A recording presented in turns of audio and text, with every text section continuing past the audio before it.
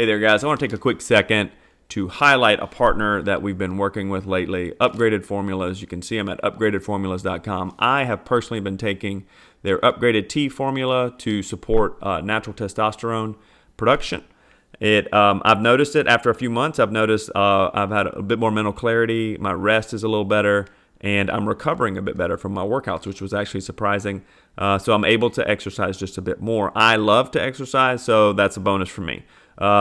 Women can also take this because healthy testosterone levels in women help with fat loss, mental clarity, muscle gain, things like that. And also, the estrogen and testosterone go together hand in hand. If you support one, the other does pretty well as well. So definitely check them out.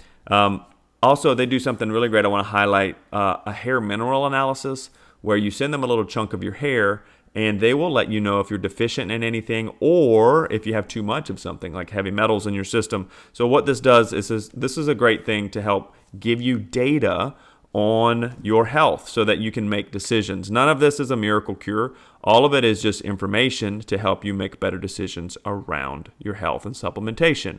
All right, so really check them out. They're doing some really great quality. They're seeing some huge results, and I believe they're going to have some clinical studies coming out pretty soon. So check them out, upgradedformulas.com. Use the code ADAM10 to get a 10% discount today. All right, Jason, thanks for joining me, man. I really appreciate it. Why don't you go ahead and introduce yourself and tell everybody kind of where you are, give us an idea of what you're doing, where you at in the world, man. Yeah, first, thank you for having me on. It's always a pleasure to hang out with great friends on the Zoom call. So, so for those of you who don't know me, my name is Jason Parrish. I am the lead pastor of a church called The Well in Salt Lake City, Utah. Not Salt Lake City proper, in a little area called Sandy, which is just south of the downtown area. For those of you who may have flown into our beautiful airport and seen the mountains. So we've been going at it now. We've been leading our church. We planted our church 10 years ago. So we just turned over a decade. Last year, we're getting ready to turn 11 as a church. It's been an absolutely amazing journey. Planted with 35 people in a living room. And now we're just seeing, God do amazing, amazing things in the life of our church. I planted that church with my beautiful wife, Erica, who we've now been married for 19 years. 19 years we've been married. So she still likes me. Hey, look at them fireworks. Let's go. I don't know why it does that stuff. It's crazy. I'm trying to turn that off. I'm like trying to figure out why is Zoom throwing parties when I'm like giving a thumb up and stuff. I'm like, what's going on? There's a thing. If you give thumbs up, it'll give you a thumbs up. So I'm just like, dang it, stop it. It's some AI thing. It's some weird thing. So yeah, we've been married for 19 years. And she's been a part of the crazy journey, and she's actually a pastor on staff here as well, and crushing it, doing a great job. We've got 3 kiddos. We've got a 13-year-old, a 12-year-old, and a 6-year-old. And so the house is full and fast right now. So we're having a lot of fun, really cool life space that we're in, and just enjoying the journey right now. So, dude, that's awesome. I've actually, we're friends. I've been to your church. You have a great church. And I kind of landed like in the middle of your growth spurt, like the first time I came, you guys, you had a great space, anybody would love that space. It was awesome. Then I came back a few months ago, and I was like, this is completely different. This is a completely different church now. It is huge. You guys are blowing up there in Salt Lake City, man. So well done. Yeah. One of the big reasons I like talking with pastors on this particular podcast is because I feel like you help us get a peek into your world a little bit. I think people don't understand what it takes to be in ministry and why people get into ministry, and why there's such an attrition rate in a lot of ways. There's a high attrition rate in ministry. So one of the things I like to ask is, dude, tell me, what are some reasons that you got into ministry? Because there are reasons to get in, but many guys by the end they find a longer list of reasons to get out. So because like for real, like I know you well enough, like you're like professor smart. You wouldn't say that, but I'll say that. Like I asked you, like, what do you? My wife wouldn't say that. Yeah. Your wife would say to think that, you know. But you could do a lot of things, and I think a lot of people in the ministry could do a lot of things. So For what sure. drew you to ministry in particular? And Yeah. then why Salt Lake? Like what's the Yeah. call there? Um, I'll give you a little bit of a long story. I can recall a conversation that I had with a pastor friend of mine, who's really a mentor. He's older than I am. He's been pastoring many, many, many, many years. And we were actually playing golf together one day. And I don't even know if he would remember this conversation, but him and I were in a golf cart. We're just chatting about ministry and everything like that. And he said something to me, and it would have been before, it would have been like a couple years into our church plant, and things were really, really hard. And I think anybody who's pastored a church, but especially those who have planted a church, like year three, between like year three to year five gets a little bit wobbly. You know what I mean? Like you're out of the launch phase. So like you've lost all the adrenaline rush from the launch phase. And it's like, oh, now I actually have to like do stuff that's consistent and steward it differently and work through all those things. So sitting in a golf cart, and this is what he says to me. He said, he goes, I think that there's a lot of people in ministry who shouldn't be in ministry, and there's a lot of people that are not in ministry that should be in ministry. And each one is the reasons that they're in those places is for the opposite reasons than what they should be. So a lot of guys who aren't in ministry that should be, they're not because they're I don't want to say scared of it. Scared of it's not the right word, but they actually like leaning into what you're asking. They realize what is a part of it. And so they opt out of not facing those things. And then you and I would know if we just speak candidly, there's some people like, man, I know sharp businessmen who should be in the business world, but they're building churches and using the same principles and so on and so forth. But I think if we're honest, we see some of those guys hit the wall eventually because they're not in the right place. And so for me, I've come to just realize that, and this is the reason why I'm in ministry. I think that I don't believe in burnout. I know that's probably not a popular thing to say nowadays. So my wife and I, we always talk about this. We do not believe in burnout, but for lack of better terms, if you're going to burn out, I don't think it's from working too hard. I think it's from working into a place, like working in a place that you don't have the grace for. And so I think we need to step back a little bit and look at like, what do I have the actual grace for? I say all that to say the reason why I'm in ministry is because I went through a long period of time really trying to figure out where my grace is. I actually don't consider myself the most talented, the most articulate. I am not a great business guy leader in that way. But for some reason, when I got into ministry space at a young age, there was a grace for it for me, where I felt like I had to, and once again, I don't think this is a popular opinion, but where I had to strive and work really hard and push and drive in certain areas. When I got into ministry space, I felt an ease about it. That doesn't make it easy. There was just an ease to it. Like I was like, oh, I found my fit. So instead of trying to shove the puzzle piece into the space that it doesn't fit into, I found where I fit. And so that's the non-sexy reason as to why I'm in ministry is because I found a space that I know that I have a grace for. And then obviously I take into account the calling side of it, where I went to Bible college and a lot of the things that were inputted into me. I actually never thought ministry was going to be, especially vocational ministry, was going to be a space that I would find myself in, but it would be in Bible college where I fell in love with theology. I fell in love with doctrine. I fell in love with the word. I fell in love with communicating the word. And I figured out that the passion that's inside of me comes out most when I'm speaking about those things. And so, yeah, that's part of the reason. The church plant, why Utah? My family's all from Utah. My dad's side of the family's all from Utah. Came from a divorced family, so I found myself here in the summers, every summer for months at a time, and then every other Christmas, February for snowboarding, stuff like that. And I fell in love with it here. I fell in love with the outdoors. I fell in love with the mountains. And so in Bible college is really when that would have been 01, 02 is when I really felt the Lord leading me to plant a church in Utah one day. Well, that was 01, 02. We didn't plant until 2013. So it was 12 years of serving in other capacities on another staff in the Phoenix, Arizona area, where God honed things, developed things, Mm. continued to distill things down. And so when we got to Utah, we came in red hot, knowing what knowing what we wanted to try to accomplish here, and we haven't looked back. It's been an amazing journey. Dude, you touched on a lot of things. First of all, thank you for sharing.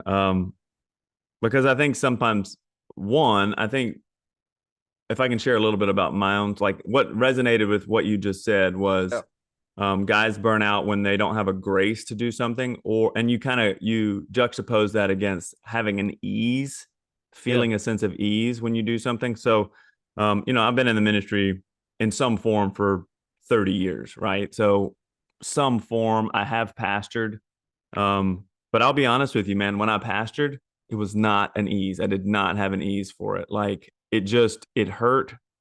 Um, like it was just always difficult. I always had this totally. sense of, I was battling against this thing. It felt like, and Yep, I was just trying to push this boulder uphill all the time.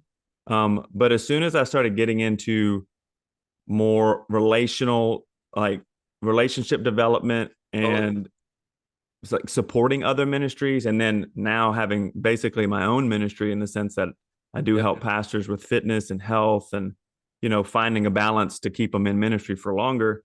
It's like super easy. Like yep. if you said, "Hey Adam, I want you to come speak on this topic," I wouldn't feel a bit of stress It's towards great. it. But every time I got up to speak in front of the church about something from the Bible or just preaching, I don't have a problem with preaching, but I always had this sense of doubt. Yeah, You know what I mean? It was like I was always pushing this hill. So I think a lot of guys don't realize, and maybe you can speak to this. Not everybody's built to be a pastor, right? yep, And 100%. that's okay. I've had guys they ask me all the time. So where'd you plant your church? It's like the Right. only thing I could have done in ministry was where'd you plant your church? And I'm like, I don't have one. Thank Yep. God I don't have one. Yeah. I feel like you and I are going to share a lot of commentary that's probably not popular That's okay. That's what we're in here this for. day and age. I'm gonna go for it. I'm here for it. So Let's go.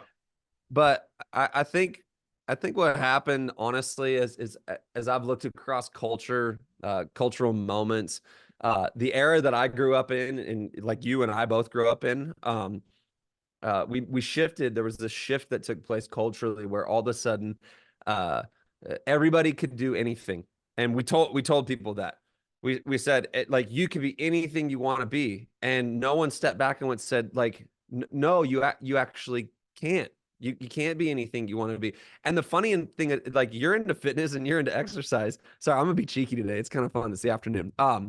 Is that would be like going Do that would it. be like going and saying, hey, listen, you're 250 pounds and stand at 6'5", you could be in the NFL. Failing to realize that not everybody can be in the NFL. Just because you have a certain body type or thing that doesn't mean you belong on the defensive line or the offensive line. Like that's not a thing. And so, but it is interesting is that we um we assimilated this pop cultural thought process of anybody can do anything and live the American dream. And then we took a theological concept of with Christ, we can do all things. And so then we said, anybody can be anything within Christendom, failing to realize that, like Paul the Apostle was pretty clear in Ephesians, God gave some. And so if you're outside of that sum and you try to step into a space that you're not part of the sum, you're operating outside of a grace that's not on you and it will hurt you. Now, let's be very clear. That does not change the value assessment on your life. Everybody is valuable, but not everybody should be doing certain things because if you're not in the place of grace for your life, it Hmm. will kill you. It will hurt you. And if you step into a position where you're leading and shepherding people, when it kills you, it hurts others. And that's what we've been seeing is a lot of that stuff. Now, I know there's a ton of nuance to that for sure. Let me qualify for anybody who jumps on and wants to be like, let's throw rocks. But I think I think what can happen sometimes is we just don't realize those things, and then we're like, oh, you're articulate, and you can hold the attention of a crowd, so you should plant a church, and it's like, no, you shouldn't plant a church because we didn't assess whether you're the sum of that fivefold ministry that Paul said was given by God, established by Him. And so it's funny you get asked the question like, what church did you plant, thinking that the only thing in ministry is planting a church or senior pastoring a church. And so I don't know, that's my thoughts about it. It's a thing that I constantly wrestle with. Again, I'll go back to what I said earlier. It's not easy. Like, don't get me wrong. Like, senior pastoring a church is it's not easy, but there is an ease to it when it's the space that you belong in and are called to, not just because I desire to be in it. And to be frank with you, I don't think the desire was super strong until I realized I was called to it. Mm. No, that's great. I think a lot of us are living in this. I feel like, especially this is what I felt, and so I don't want to speak for other people, but what I felt. Sorry, there's my puppy. Uh, so what I felt was, I felt like because I wanted to be in ministry and I wanted to help people, being a pastor was the only option available to me, right? Right. Because it was the only one that was one, you know, propped up in front of me, right? Yep. Everybody, I really like the idea of what you said, like we had this, everybody can be anything mentality. And it Yep. was always like, our generation was like, if you weren't going to change the world, you know what I mean? If you weren't planning on changing the world, then you weren't doing anything for God. You know what I'm saying? Right. Like the entire world. That's how I Yep. always thought about it, 100%. right? Yep. So we had these, I feel like we had these like standards put in front of us that one were unrealistic, and Yep. two, they're not necessarily fit for everybody. Like I'm good at pastoring people on an Yep. individual level, like being a good friend and helping people and counseling, but running Yep. a church as an organization is literally just anxiety provoking for me. For sure. But I felt like it was the only option. So I Yep. fought with this thing for a long time. And I finally just came to grips with the fact that that's just not me. Right. But it took a lot to get me there, a lot For of sure. anxiety and dealing with myself and feeling like a failure and, Yeah. all that stuff 100%. and praying. Yep. Um, Totally. what, what do you think, what do you think are some signs for people that maybe they're either not in the right fit for them? What would you say? I mean, you lead people, you have people on staff, you're having to put people in, places where they fit, Yeah. or, what would, just from your point of view, what are some things that maybe are like signals that people should look Yeah. out for? Yeah. I want to be careful with this one, lest I Sure. paint with a too broad of a brush, because we could get into like personality conversations and giftedness conversations, and that one I think it's just it gets so way out there. So I'm a nine on my the Enneagram. I You know know, exactly. Exactly. Apparently, eights on the Enneagram are the only people who can be pastors. So that's and that's they're what the I've only people discovered. who can hate the Enneagram as well. Yeah, exactly. And by the way, that was a joke. Anybody can be a pastor. But sorry. Um, so my thing is if you constantly find yourself striving, um, that's a pretty good indicator that it's not a place of grace. Because and when I say striving, I'm not let's make sure that we don't like mold definitions together. Um, Striving is when I'm constantly having to push all the time, and I'll get my identity out of it, and I'll get like a million and one different things from it. So striving for me is usually a pretty big red flag that it's like, okay, you either got some things going on, or this may not be the space and the place for you because of what it does to you. You know what I'm saying? And so if Jesus is a model for us, he didn't strive in that place. He wasn't constantly striving. And again, we've got to work with definitions that you can read about striving in the Bible, striving towards the goal, so on and so forth.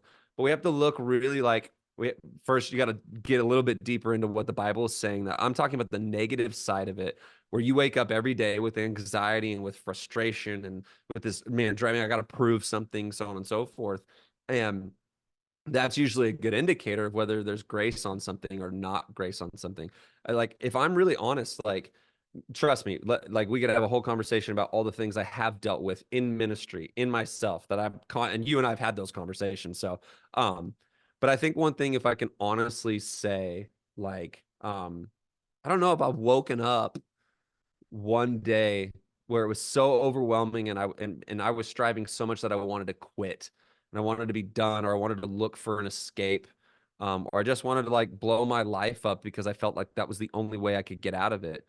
And if we're honest, you and I both have these conversations with people. That's usually a mode of thought that is going on in somebody who ends up hitting the wall. Is for some people, they had no other way of getting out of it. So the only way they could is they just lit their life on fire. Mm-hmm. And I have great compassion for that. Trust me, like I like got friends. It breaks my heart to see that. But if we want to talk real, if we want to just like the autopsy of those type of moments, it's usually because somebody is operating outside of a grace. And when you do that, it becomes so heavy on you. It becomes legalistic, if that makes sense. Yeah, totally. And that, yeah, like you said, it's a very nuanced Right. subject, which I think that's why we do long form. That's why I prefer Yep. these long form format because we can talk about it a little bit. I believe Yep. what you're talking about, you're not talking about going through hard times. You're not talking about Nope. having situations that make you wake up with a sense Yep. of overwhelm or a sense of anxiety. Everybody has that. Yep. I train people, with weights.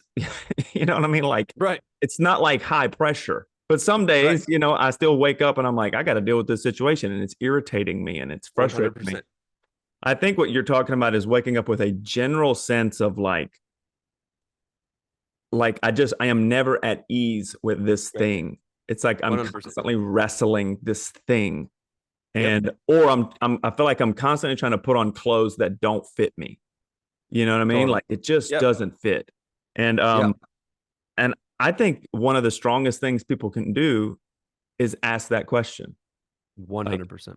because um you know, asking yourself hard questions and then not judging the actual answer is a huge like maturity moment for a lot of people. Yep. I had to do that. I had to really ask myself some really hard questions about who I am, who I want to be, Yep. um, and why was I dealing with depression or why was I Yep. dealing with this? I remember a great quote from Jim Carrey, who Let's go. Ace Ventura, bro, let's rock. Uh, you know, Finkel, Jim, Einhorn. yeah, Jim can be a little wild. All right, let's just be Yeah. real. I'm not using him as the pinnacle of this is what we need to do, but Right. he did say depression is your body saying I'm tired of playing this persona, Mm, right? And I think that could be an adequate definition for some people. right. I think sometimes we are playing a person like a character that maybe we weren't built to play, and Yeah. and that's okay. But Yep. I think you're like you were talking about. I've seen so many pastors, they just blow up their lives. They hit the eject button rather Yeah. than try to land the plane and get out safely. They just hit the eject button and just Yep. let it rock. And And that's usually because there's something in that in the background that is part of that anxiety. That's part of that mix that's going on that they can't see anything else. But the only way to get out of this is to hit the eject button. And like I want to be clear, like and you and I have talked about this. When it comes to anxiety and depression, I would definitely be something like I advocate, like I see a counselor. And I know that there's chemical stuff. I know that there's neurological stuff. There is physiological stuff going on in people where there's more to the equation than just the feelings oriented stuff or the stuff that we're talking about right there. So I want to qualify that and be very, very fair about that. yeah, Again, like you said, there is nuance to this conversation with stuff. But what I want to do, I will also say there's also a lot of things that are lifestyle oriented issues where the depression and the anxiety is situational. And so, man, I've experienced, especially over the past couple of years, I mean, man, going through COVID. It was 2 years of situational stress. Like none of us took a class in Bible college that said how to lead through a pandemic. No one did that. It wasn't like Greek and then lead through a pandemic. No one was there. So we're all like, how's this gonna work today? We like lick our finger, stick it in the air, and be like, oh, that'll be a fun decision. Let's see what happens. And so nobody knew. So stress, there was casualties along the way. No one knew what was doing. There's financial pressures, there's leadership pressures, there's family pressures, there's staff pressures, all that stuff. So situational stress was 100% of it. But I gotta say, like, although like the anecdotal, like you would wake up and go, man, I'm ready to quit today. Like, that's fine, that's fair. But I never really had a sense of like, I think I'm done with ministry during this or after this. Um, and so there was still kind of an ease about it. And I hope you can hear my heart when I'm saying that. I'm not making a judgment call on others that had like I had frustrating times. We went through staff issues. We had to deal with moral failures. We had to deal with a lot of stuff during that time. Um, but like, man, I remember somebody coming up to when we finally opened back up, and they caught me in the lobby of our church. We'd finally opened back up, and they said to me, I'll never forget this. They said, "Man, I'm just so glad that you guys are still here." And I was like, "What do you mean?" And they're like, we just thought after everything, and there's a lot to that story in the everything. We went through some significant deaths in our family and moral failures and all kinds of different stuff. So I mean, we went through the gauntlet. And then I was like, well, what do you mean? They're like, just after everything that you guys went through, I thought for sure you guys would be done. And I literally, I mean, we're coming out, we've just opened back up, and I turned and looked at them right in the lobby, and I was like, you obviously don't know us. And that was kind of where I first really got cued into like, no, there's a grace that people operate in, and Mm-hmm. there's a rub when you're not in that place of grace. Mm-hmm. I like what I love the way you're putting that. And we have to always be careful um, with how we word things, because I Yeah. constantly get, I'll put up a reel or something, and like it's a 30-second reel on Instagram, and I get these comments that are like, Oh yeah. you're Yeah. superficial, or I did, and they're not really understanding my heart. Yeah. Um, and one of my favorite quotes is Socrates said, "The beginning of wisdom is the defining of terms." Right. Mm. So you need to Yep. understand what words you're trying to use. I think when you say there's an Yep. ease about it, I don't think you mean it's easy. I No. think you mean it feels natural to you. Yep. It comes with a sense of, Yep. it flows for you. Now, Yep. you can get on any river in the world and hit a rapid, right? So there's rapids 100%. everywhere. But for Yep. some reason, when you're in this particular boat for you, it Yep. flows well, Yep. right? And And that's, it's I think not a that's, go ahead. Yep. And it's not a value assessment on anybody. It has nothing to do with value. No. It has nothing to do with anything else except the first part of our conversation was like, how did you get into this? Why did you get into this? And talking about the grace. Maybe somebody's watching this today and they're trying to figure out, should I get into ministry? Should I not get into ministry? That's a big question. Mm-hmm. You have to ask more than, do I think I could be successful at this or not? Mm-hmm. Um, it's whether you should be in the space that you're thinking about being in the space of. I told our church this last week, and I was speaking to what is success at our church. In my mode of leadership, we do not define success by numbers, right? By attendance, by money, so on and so forth. It speaks to impact, right? It stats for impact, but it never defines success. The only thing that defines success for me is obedience. And here's what's crazy about obedience.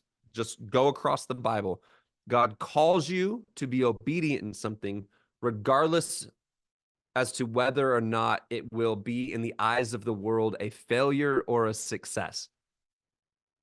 That's freaking awesome. Obedience is simple obedience. That's where the judgment comes. Did you say yes to him saying come? That's it. Full stop. What we've added to it is that we knew it was God if it was successful. Oh man. Eesh. But Show me in scripture where yet you had successful moments, but you had utter failures in scripture, but they were obedient. So the definition of success is obedience. The crazy thing, no one wants to ask this question, but what if God is asking you to do something because he wants to see if you're going to be obedient to him, not whether you can make it successful or not. Because Paul said, one waters, one plants, God gives the increase. That's the equation, if we believe scripture. So for me, it stuck my own thumb up. That's awesome. The most amount of success I'm going to have in life is simple obedience.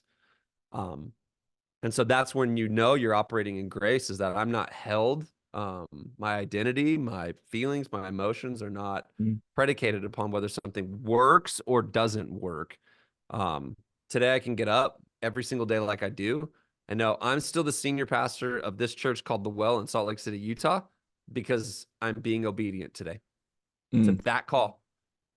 I think that's great, man. Thank you for clarifying that too, because I think many of us, we get into the rat race mentality, like the success mentality, where I think many of us believers, we forget that we are not held to that standard. We are held to the obedience standard. I mean, by all intents and purposes, Jeremiah was a failure as a prophet. You know, not one person 100%. repented, it seems like, from his prophets. Like Noah preached to everybody. He had 8 people and it was just his family, right? So, I mean, for the most part, he was a failure, right? Yep. By the way, we judge success today, but 100%. built an ark and was obedient. Yeah. So Jesus lost Judas. He had a bunch of people telling me he was crazy. Myriads of people left him, didn't want to follow his leadership, didn't want to follow his own what family. he was asking.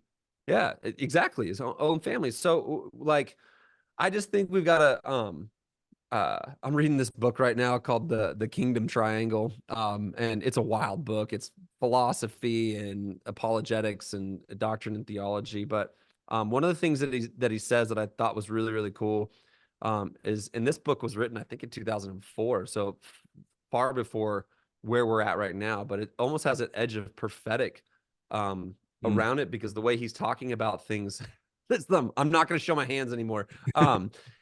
The way he's talking about things, it's as if he saw today happening and the stuff that we're dealing with. And so he said one of the things that the church needs to do in order to reclaim its authority in the world is it has to re-engage with critical thinking. I'm summarizing his thought, but to actually go like, we can enter into space thinking about things a little bit more deeply, and that we actually have knowledge behind our faith. It's not just faith, believe it or not. We actually have proven knowledge. I mean, I hope we still have a Christianity where we believe in God's word, that it's not just poetic, but it's actually fundamentally his word. So I have the ability to step out on it because I believe it to be, not by faith. Yes, I know there's faith involved in it, but I believe it to be his word. And so therefore I step out on it.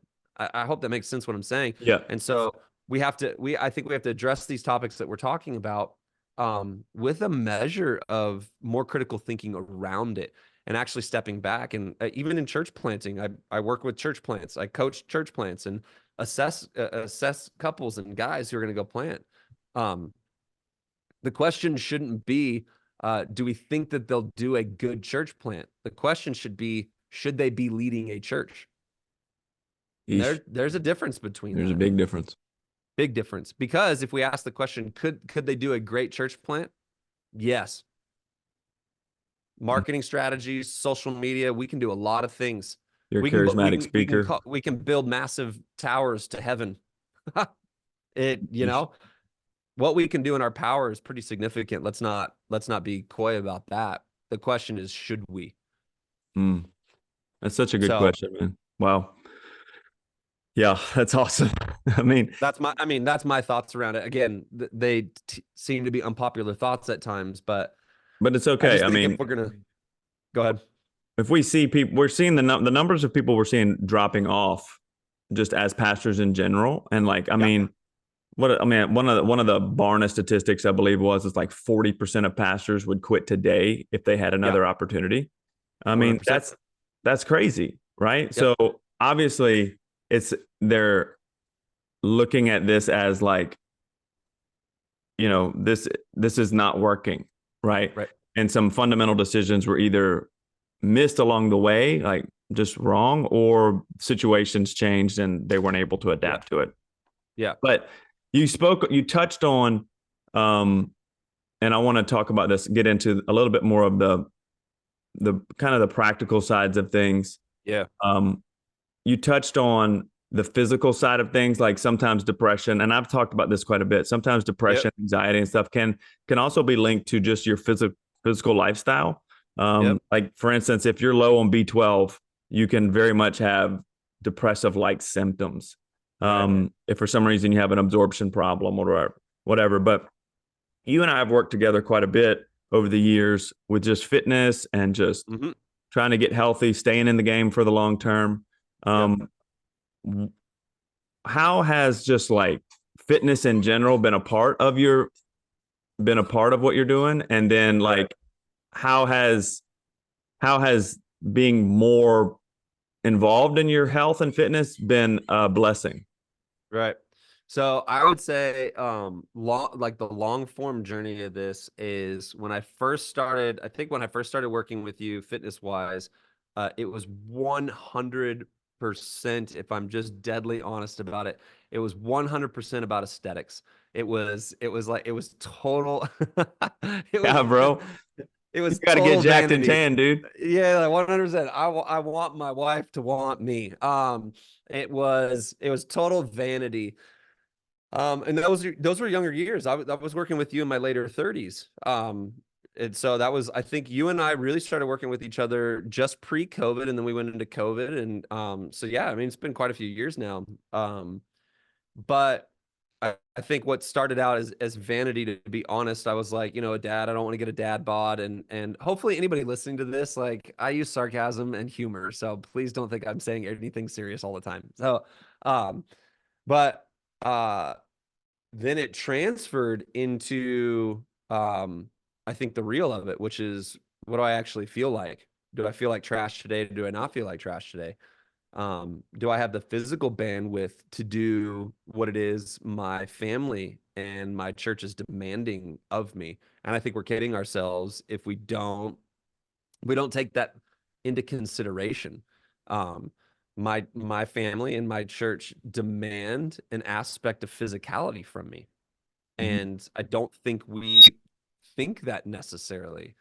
For anybody who's preaching 2, 3, 4 services on the weekend, we got 3 right now.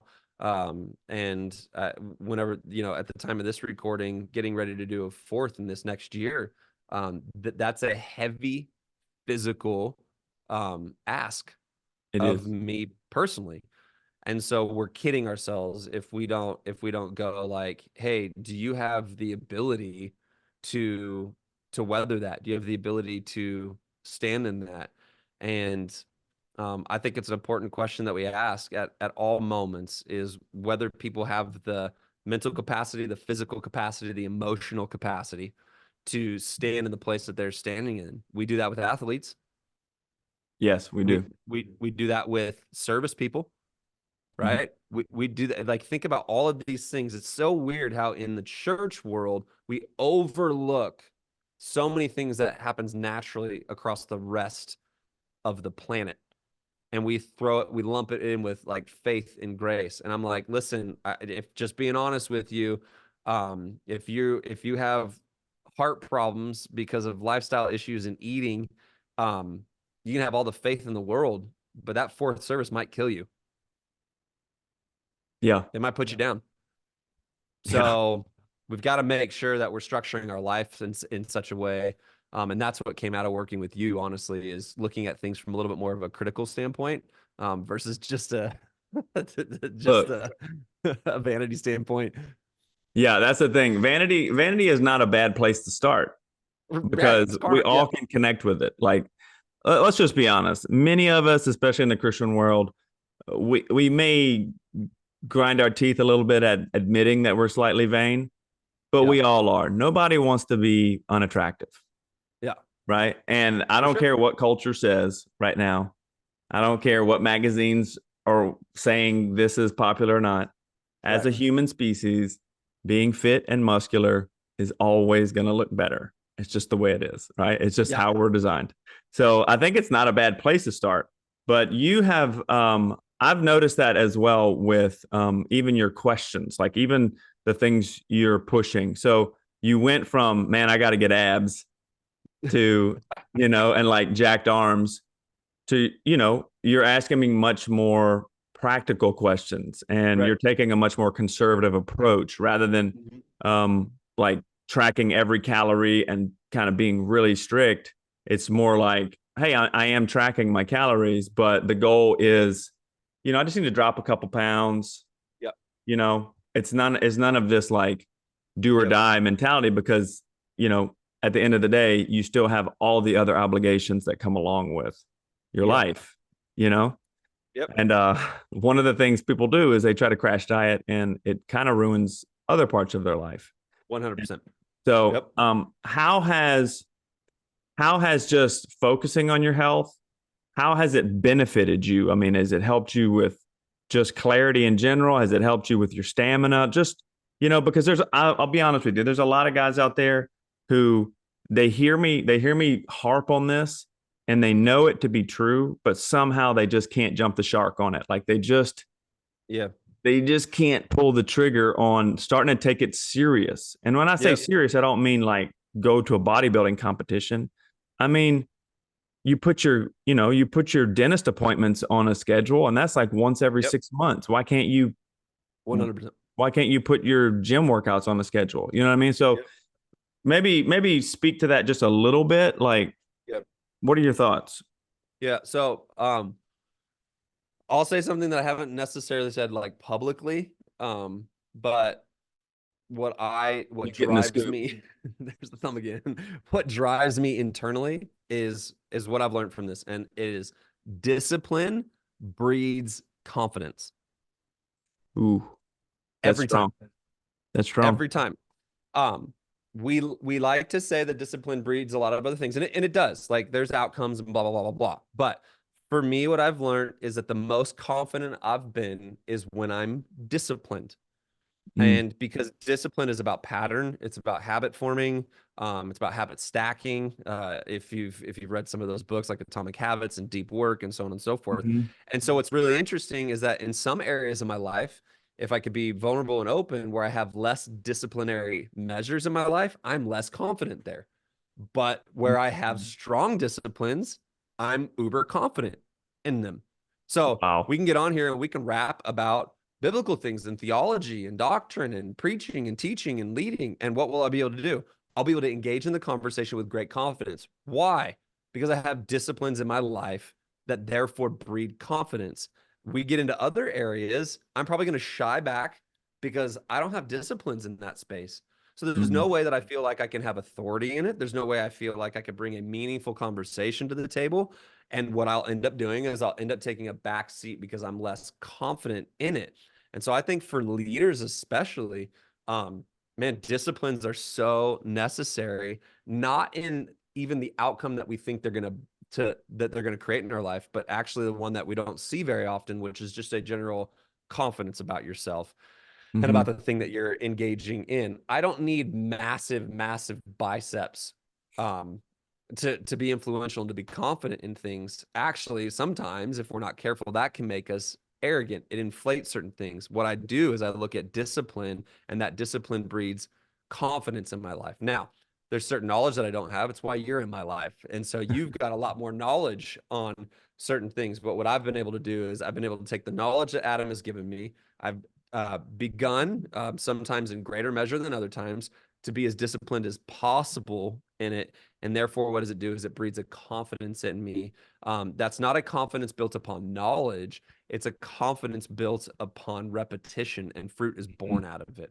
And Yep. so I generally think for our overall mental health, outside of like the stuff um, that like I want to be meaningful about, which is when there's really stuff going on in our minds and our hearts, and we need to seek medical help and we need to seek counseling, so on and so forth. But I'm talking about my overall mental health that's concerned with lifestyle. I have felt a lift in those spaces when I'm living a disciplined life. When Mm, I'm not disciplined, that is when I feel like trash. wow.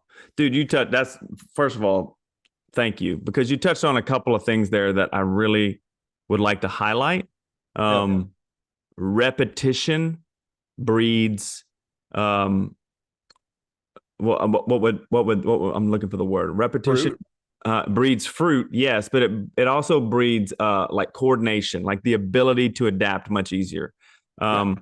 So one of the things that happens like when you first start exercising, people think they're getting stronger, but really your central nervous system is just getting more efficient, Mm. right? Okay. So the more Yep. you do a thing, the more efficient you become at a thing, the more Yeah. confident you become at that because now it becomes easy, right? Yep. That's why like you look at guys, they do something on TV and you're like, man, I could never fix my house like that. He did it and it made it look so easy. Yeah, he's Yeah. been doing it for 30 years.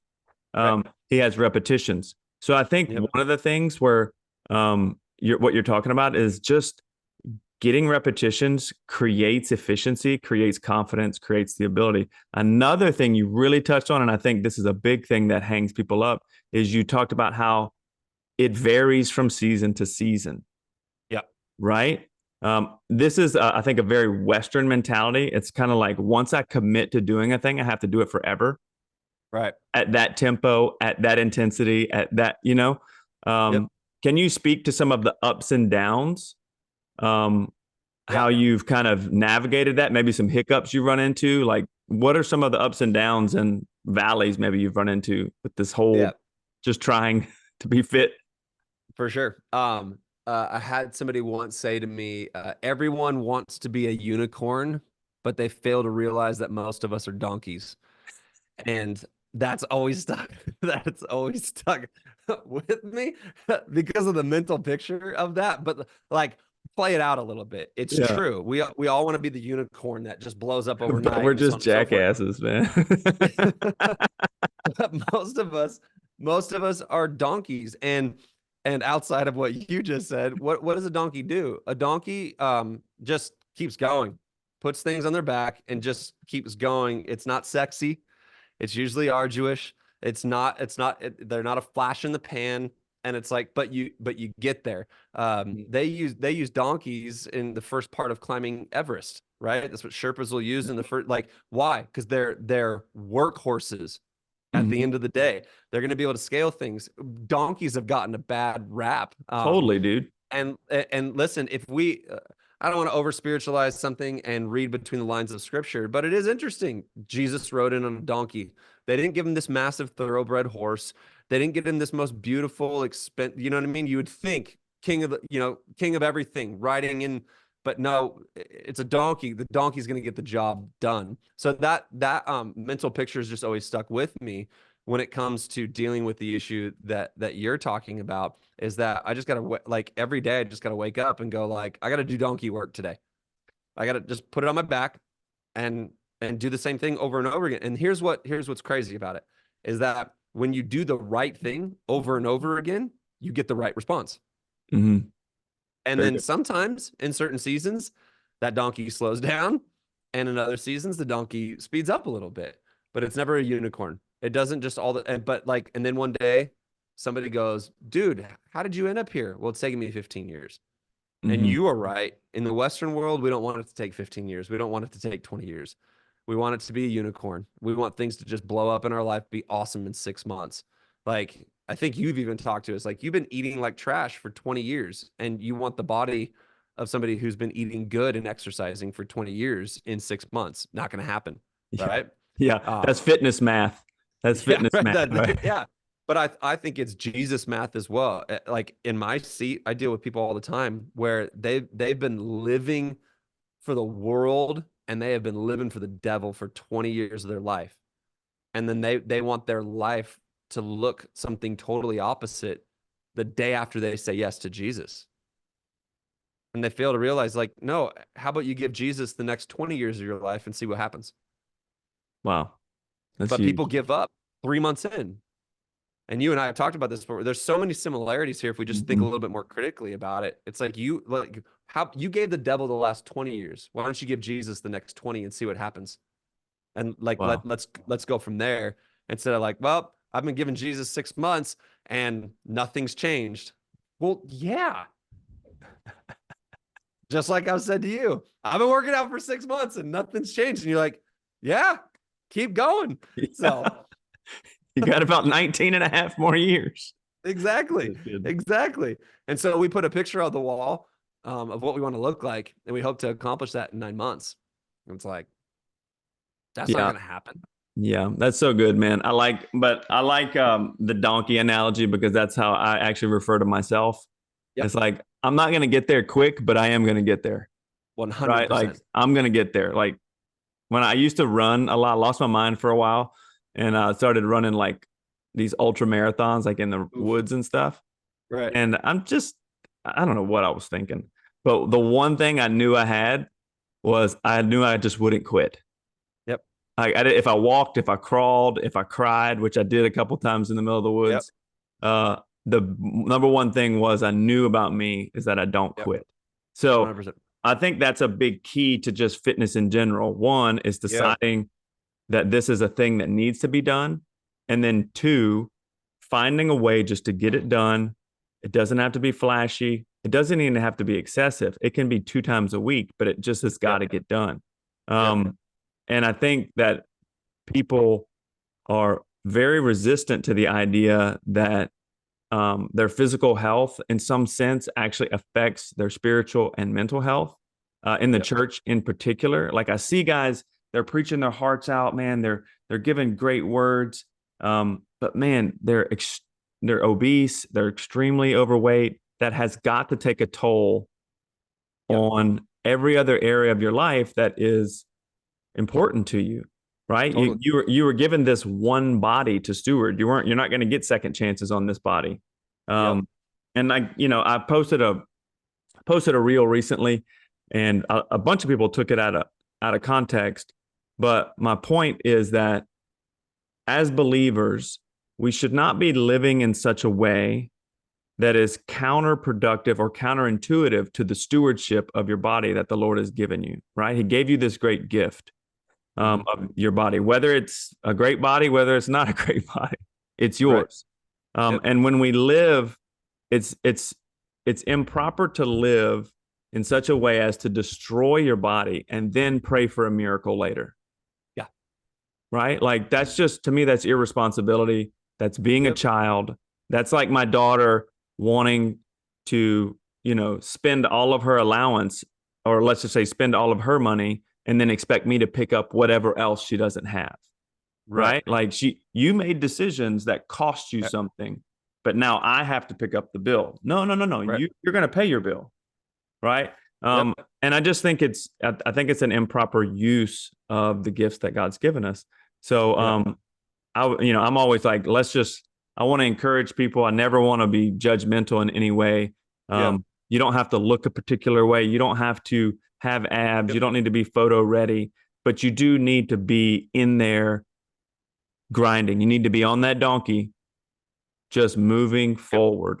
You know what I mean? Yep. Like in some form. And everybody struggles in different ways, right? Some of the fittest Yep. people I know in the world with their bodies are the most unfit mentally, right? 100%. They're just Yep. broken mentally. So, and some of the Yep. pastors I know who are awesome preachers, they look great, they're physically charismatic. They Right. can be some very difficult people to be around outside Yep. of those environments. Yep. So, it's not and or it's both and, we got to work Yeah. on all of it. So let me ask Yeah. you a couple more questions, Jason. Yeah. If you don't mind. No, go Um, for it. what do you think? Okay, we have been talking a lot about this accountability thing, right? If you Yep. want to get into this kind of the board thing you're talking about and some of the ideas you have, Yeah. because you're taking this accountability piece, which we talked about this a minute ago. Accountability is like I think it gets a a missing definition. Accountability many times is like I'm supposed to check on you, right? But Right. accountability truly is like, hey, no, you tattle on yourself to people you Yep. trust and you don't want to let 100%. down.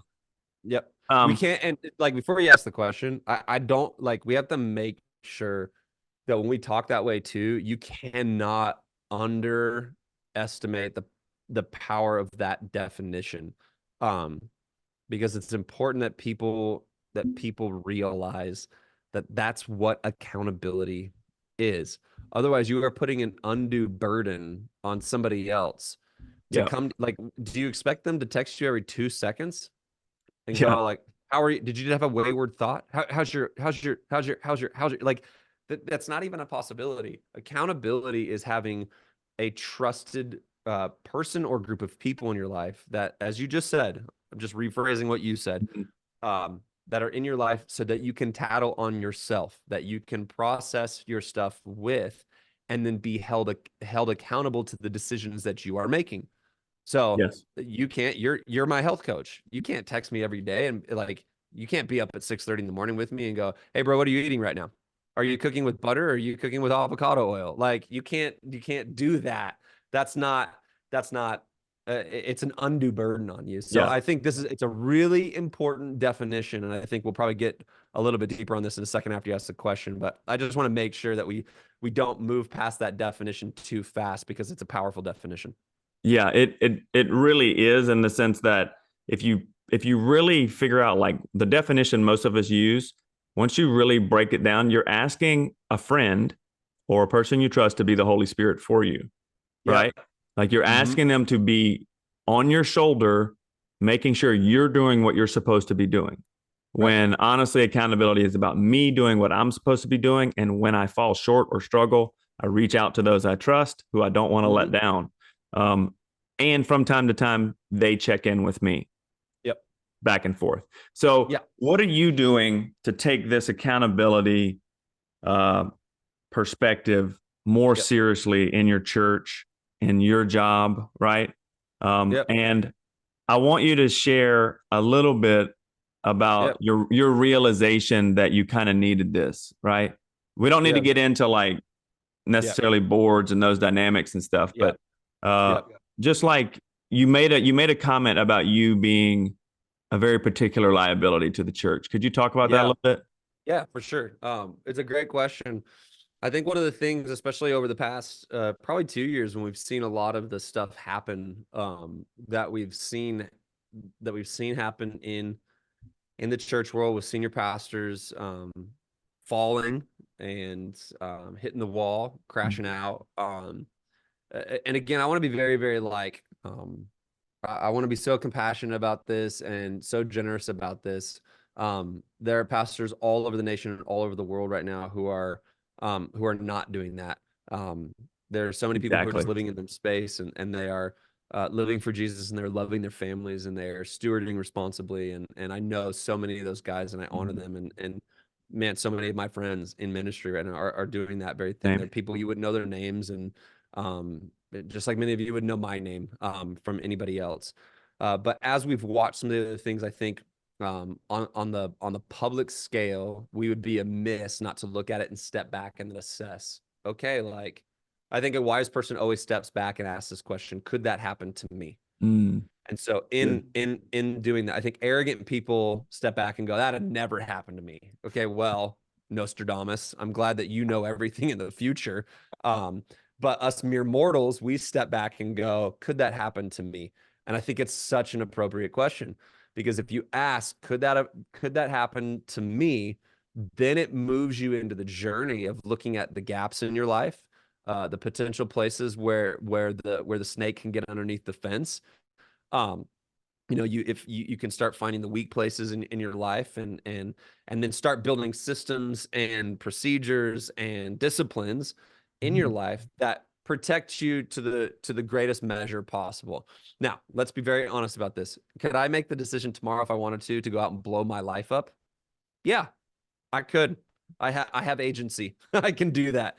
Um, but because of the systems I've built in my life, it's become increasingly more difficult to do so, and that's the thing about it, right? Mhm. So that's the kind of the backdrop to then this little journey that I went on recently, and you and I have talked a lot about, is that even looking at our church, um, if we step back as leaders, and we can move this into, I don't know who's going to watch this, church people, business people, so on and so forth. But I think if we step back for a little bit and look at any organization that a leader leads, we came to the realization that I am, for our church, I am its greatest liability, right? Mm-hmm. And I'm its greatest advocate.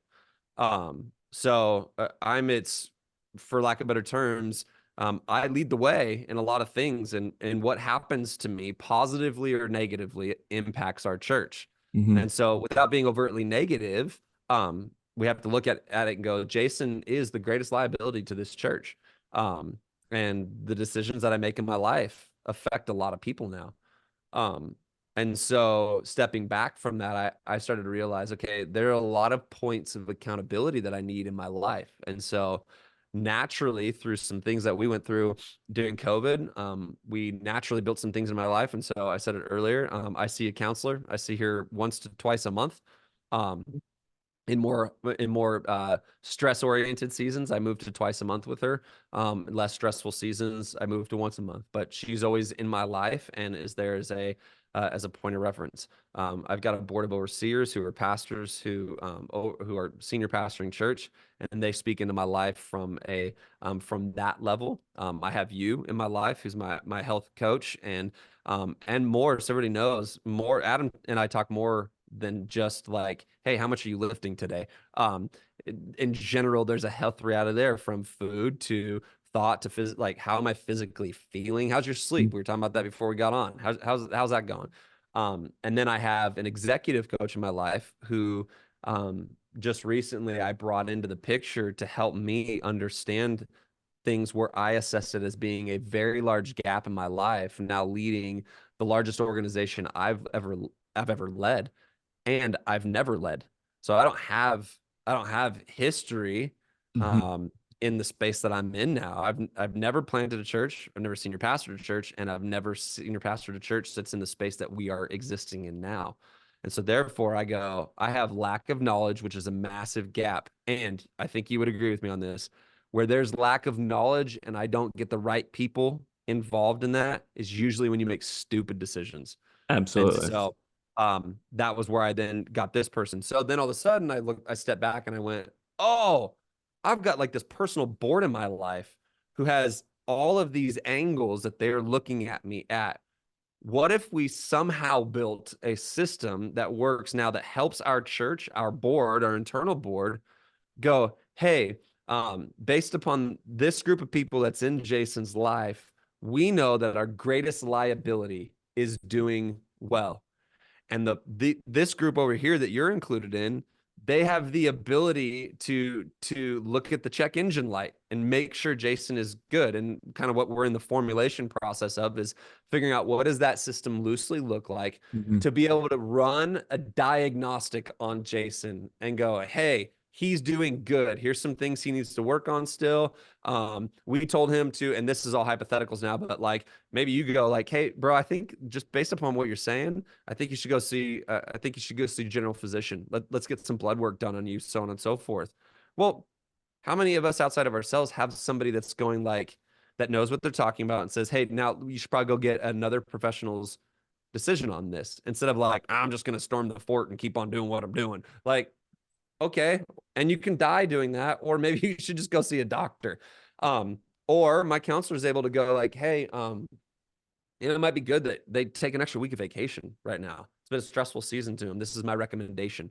And the board of overseers have their place and things like that. So now I have this cohort around me of accountability that I can go to, solicit information from, get wisdom from, get knowledge from. And actually, what's beautiful about it is it's the highest degree of accountable a person can be, but it's not intrusive to this place where it's holding me back from doing the things Mm-hmm. that I am called to do and need to do. And your guys' greatest hope is that I win and I'm standing 20 years from now and I'm able to successfully negotiate the next season of my life, retirement or whatever, and step out of my position with honors.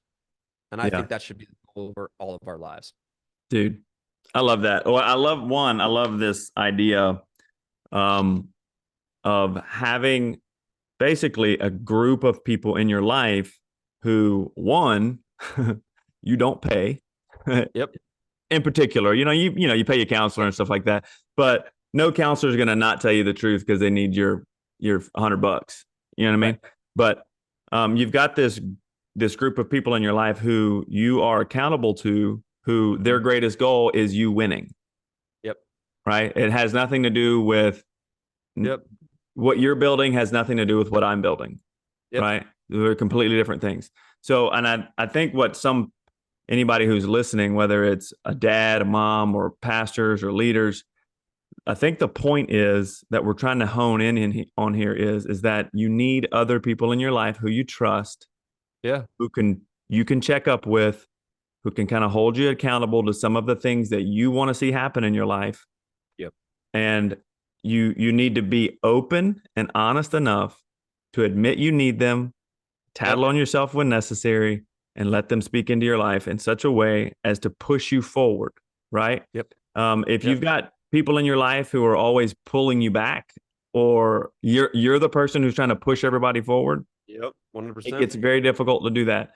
So, and I Yep. think we would see a lot fewer pastors taking, a nosedive. We would see a lot fewer, you know, dads running out on their families and, just name it, you name it, Yeah.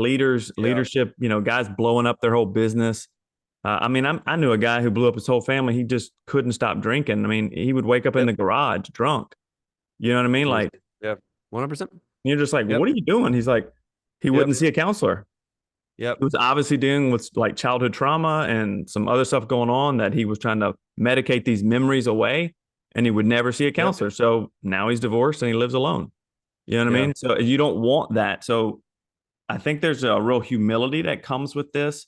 I think a Yeah. lot of what we're talking about today, just um, admitting that you need help, getting people in your life who you trust, it just takes a lot of Yep. humility. And I think with humility comes great honor because Yep. God really honors the humble, right? And he Yep. resists the proud. Yep. So I I think I go ahead. Yeah, and I think in that too, I think something that you just said made me think about like what you were talking about, people holding you back or you're constantly trying to pull people forward. I think especially in a lot of the spaces that we exist in, we live in a world where we're constantly trying to impress people. Oof, And God. we have massive, massive, massive groups of people that we're trying to impress. And this, honestly, I think happens with senior pastors. You can, you're in front of people all the time. You're speaking, you're carrying the pulpit, you're doing things like that. So there's something that can work into your life where you're trying to impress people. And I've had to really go through the journey of coming to a place where it's like I don't want to impress all the people. And I have got people in my life now who are not impressed by me. Um, and so which is, and here's where the power in this is at. Um, the people that are in my world that are so meaningful to me, they are not impressed by what I do. They are impressed by who I'm becoming because Mm, they're involved in that beautiful. process. It's beautiful. And that's a different thing. So no longer do I care about impressing the masses as much as I care about becoming the man that I've told the people that are most important to me that I'm becoming. I become that guy. That's when they're impressed. Because it's like, I mean, for you, Jason. Hmm. So you're not impressed when I stand up and do a message and blah, blah, blah, blah, blah, and throw this on Instagram. You're impressed when you walk away from the conversation that we're having behind the scenes and you know what I'm working through and I'm being disciplined in it because Hmm. that's Absolutely. impressive. It's the stuff that nobody else sees, honestly. Absolutely. And I think the more systems in our life, doesn't matter whether you're a pastor, businessman, stay-at-home mom, it doesn't matter. Do you have a few people in your life who are impressed by who you become in relationship to who you said you want to be? Mm, That's the biggest thing. So for me, now the impetus is like, hey, I've got some people in my life that I've said this is the type of person I want to become. And I'm more disappointed when I don't make the decisions that are in alignment with that hmm. versus standing up in front of a bunch of people saying a bunch of things or posting a really cool photo from weekend services on Instagram. It's like, hey, what does it look like to have 5 people around me, 10 people around me who I've been very articulate about who I want to become, and they see me becoming that person. Mhm. Right. That's So great, like on man. our gravestone, I wonder if it's better that it says not that he impressed the masses, but rather it says on our gravestone, he is who he said he was. Wow. And that's the space we live out of. There's the old philosopher coming out. There he is. Yeah. That's so Right. good, dude. I think it's so good, but I think it's so needed, man. So many of us are like going back to the original subject before we started this, man. We're trying to be something that maybe we're not meant to be Yeah. sometimes. And then I think many of us are we're not sure, like I feel like I know we have this, many people have this disconnect on the inside with who I am now, with where I want to be. You don't Yeah. get there by yourself. No. You don't get there by yourself. You get there through the groups of people. That's why, like, anytime you pray for patience or you pray for anything, God's not gonna send you patience. He's gonna send you a bunch of irritating people. Um, 100%. you know what I mean? So he's always gonna send the resource you need through the Yep. relationship nearest you. So I feel like many of us are trying to get to this place, and they've got this whole alpha and like sigma male kind of thing going around now. Or Right. if you're alone, the strongest people can live alone. It's like, no, you have Right. mental illness if you live alone too long. Right. Right. Yeah. So we are not we are not built to be alone. We are built to walk together. And Yeah. I get to where I'm going because you walked with me. And then Yep. you get to where you're going because I walked with you. Uh, Yep. so I think that many pastors, I think if we could get this message into them, like, man, get some people, get some accountability in your life. If it's fitness, let's work on that fitness. If it's mental Hmm. health, come on, let's figure that out. Yeah. But I think it's just opening up and being humble and saying, man, I'm dealing with these things, because it's the Yep. thing that nobody sees that will blow up, that everybody sees that will take you down, right? 100%. And if you're not willing to go in there and dig around and figure out what's the stuff you're hiding, Yep. then it's going to come out eventually. So Yep. that's And so good. people know the sounds. Like I gotta go. Like my father-in-law, he's great with cars. I don't know squat about cars, and I never will. I have no there's nothing inside of me that says to be a man you need to know about cars. Like that's not a thing. So what do? Hey, Dad, can you listen to this? Because it sounds kind of weird to me. Am I hearing something? Am I right on this? Or am I wrong about this? Or like the other day, I was driving to the airport and he said, hey, that doesn't sound right. You should go get that checked. I've been driving with it for 6 months. I'm like, I literally told him I was like, oh, really? I thought it was normal. He's like, no, that's not normal. You should go get it checked. And so, but I don't know because I don't know what a car's supposed to sound like. I just know that a car is supposed to turn on and get me to the next destination. But because he spent time around cars, he knows what it's supposed to sound like. And Mhm. where I thought it was one thing, he's like, no, that's not what it's supposed to sound like. And Wow. so I think we need the people in our life that can see the things or hear the things, or you get so used to a sound in you or a thing in you that you don't realize that's not a good thing. That will That's preach not right a there. good sound. It That will says that your preach. engine's about to blow up. Um, and I just think so many of us, many times, run around without those people who can look or have better attuned hearing. So for you and the others that are in my life personally, that have ears to hear, eyes Mm. to see, knowledge to know, like, hey, Jay, like, have you thought about this? That's probably not a wise, um, to keep running like that. You need to listen to that sound. I'm hearing it, and you probably should go get it checked up. So, I think that's the space that I'm getting more and more comfortable with and interesting. I don't know if it's an age thing now. I clicked into 40 and all of a sudden stuff started changing. I like think through things differently. Right. So, I think we all do that, dude. At least you so didn't go out and buy a Corvette. yeah, right. Oh man, I'd get roasted. It's so I don't know. It's like it's a new space, but it's a fun space to be able to think about things a little bit more and um be able to have conversations with my son right now where like Mhm. he's making decisions as a 13-year-old boy um that uh between the thought and the action nothing exists. that's just a that's just a 13-year-old boy. He thinks it and then he does it and I'm like, oh, I remember those days, right? We need a So I got to buffer come on the zone. We need yeah, we need a exactly. it Can we needs to hit the frontal lobe at some point and process a little bit. yeah. Can we create a longer runway in your brain, son? Let's try that. So right now it's coming on the backside of the action and going like, hey, so what'd you think about, the decision you made? And he's like, well, I didn't. And I'm like, yes, very clearly you didn't think about that decision. But like we were in the car the other day having a conversation. I was like, do you see dad do that? Do you hear me do that? Well, no, no, I don't, dad. And that was a moment that I realized that, oh, wow, disciplines in my life give me the authority to speak in ways that I maybe didn't originally have the authority to speak in without being a liar. Not perfect. I'm not saying perfect. Perfection is not a part of this deal. But for the most part, when you're disciplined, there's a consistency to certain things. And Mm-hmm. now I can advocate for things for my son's life that he sees played out daily in our lives and doesn't walk away from the conversation going, "Yeah, you're a hypocrite, dad. You're a liar. You don't do that." Wow. That's a big thing. Wow. And so And strong, and dude. that's the personal stuff. It's not he doesn't care about what I preached on the weekend. I asked my daughter, and we were riding to the dermatologist this morning, and I said, "Do you even know what I do?" She said, "Nope." And Nope. I said, "Do you care?" She said, not particularly." I It's was true. like, I was so humbled. Like I was like, well, okay. Yep. You know? It's true. And point of fact, dude, my son is a part of my accountability. He doesn't know that.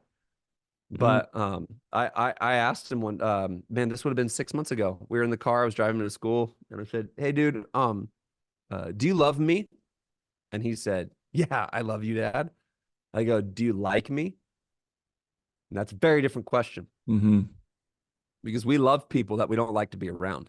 So mm-hmm. the question I was after is, "Hey, do you like being around me? Do you like me?" And then I asked him like, "What's one thing that I could work on? Like when you're interacting with me, like what's one thing you're like, man, I love it when dad does that, but what's one thing that you're like, man, I don't like it when dad does that?" And so he said to me something that he didn't like, and he said, "Sometimes when I'm telling you something, it seems like you're not listening to me. You're not interested in it." And I said, "Okay." And so I thought about it a little bit more. And then I realized that there are times where when he's talking about nonsense, It's all I'm like, but for so true. him, it's not nonsense. So And so true. he held me accountable for my fathering of him. And so right now, when he starts talking about nonsense, I cue in. I'm like, really? Whoa, that's awesome. That's so good. And in my mind, I'm going, I have no idea what you're talking about right now, but dude, I'm with you. I'm And right he's there in with it. you right now. So I don't know, man. Like I love that. those are the pictures I have to use in order to help me engage. We all have accountability, whether we know it or not. The question is whether we like it or not and use it. So Yeah, whether we use the data that yeah, accountability brings to us. Okay, man, yeah. we got like 5 minutes left. Okay. Okay, I want to respect your time. What are the three? You read a lot. You read more than probably most people I know. What are the three books? This is my last question for you, and then we're gonna get you to, Yep. your handles and all that. If Yep. you're stuck on an island and you could only bring three books, what are the Ooh, books you would bring? the three books that I would bring if We I'm know you're stuck gonna on. if you throw the Bible in there, that's a give me, but Okay. Three books that I could some people like to go to oldies and they're oldies but goodies. And I get that. So I would say for me, the Screw Tape Letters, C.S. Lewis. really, I love that book. It'd probably be creepy to read on an island by yourself, but hey, I just you're love it. Like, voices. yeah. So I am not a I always mess this up. Is it it's fiction, right? Fiction Fiction's is fake not stories. real. Not real. Yeah. Yeah. So I don't read fiction. I don't read novels. I don't do anything like that. Okay. So my picks might be weird. So I would Screw Tape Letters would be a book that I absolutely loved. The On an Island, if you bring it up as an island, that's a hard picture for me because like those are weird books to bring. So my some of my favorite books that I've just read, Yeah, let's even just list recently. that then. That's fine. Yeah. So I would bring that one if I'm on an island. But some of my most favorite books recently, Abigail Favall wrote a book called The Genesis of Gender. She's actually a Catholic. So where I don't stand in certain doctrinal and theological lines with her. I thought it was an absolutely incredible work on the issue of gender. Uh, and then I read a book by Carl Trueman, The Rise and Triumph of the Modern Self. Fantastic read. If you want to grapple with what is happening in our current culture, how we've gotten to where we've gotten to, I think that's an incredible read. These are recents. Sure. And then I thought, like, just from a practical leadership perspective on that side of things, I thought Predictable Success was a fantastic book. It helps you really look at things and kind of like counteract where you might have proclivities towards something. So, like, I hate policies and procedures. I rage against them all the time. There's like a little bit of a rebel in me. Um, and so because I know that, I can get a little bit like uh frustrated too quick when I feel like things are being like policied and procedured. And really they're like, no, we just have nothing. So we need to put something into place. And so Predictable Success kind of helped me balance out some of those things. Those are some recent reads that I've read that I got great joy out of. So I haven't read those more recent ones. I'm gonna check into them. One of my I hate the word resolution, but one of my goals for the year is to like focus on reading a lot more in yep, particular. I read quite a bit, but like on my computer, but I want to actually read books, you know? yep, So I yep, find there's something tangible and visceral about, the smell of paper and stuff like that. So I yep. really like that. So that's one of my goals. So I'm emulating you this year, Ah, trying to read dude. more. Uh, You want to get a good book that I think you would really like, and I think you would extract some really like it'll sound weird at first, but just knowing how you help people and the stuff that you work into, I think you would be fascinated by this book. It's called Glittering Vices. It's a book on the seven deadly sins. The writer, she's a professor, and it will rock your world when you understand some of the deeper realities to what we've defined as the seven deadly sins. Um, and so, like, dude, I'd put it at the top of your list because I think the info that you would extract from it and be able to build principles and thoughts for people around, and some of the deeper seated issues of our sin nature.